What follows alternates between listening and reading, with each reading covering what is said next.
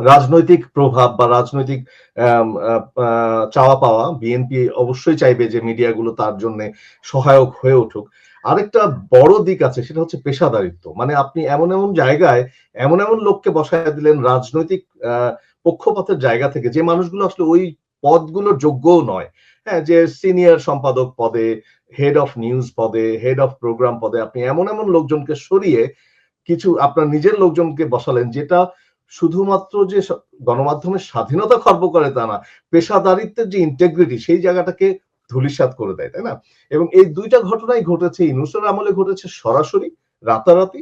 বিএনপির আমলে ধরেন আমি মনে করেছিলাম যে বিএনপি দীর্ঘদিনের ৪০-৫০ বছরের ৪০ বছরের একটা রাজনৈতিক সংগঠন হিসেবে এবং বেশ কয়েকবার দেশ চালানোর অভিজ্ঞতা থেকে তারা এই জায়গাগুলোতে একটা ইন্টারমিডিয়ারি ভূমিকা নিবে, একটা মধ্যস্থতাকারীর ভূমিকা নেবে। কিন্তু এখন পর্যন্ত তো আমরা সেরকমটা দেখতে পাচ্ছি না।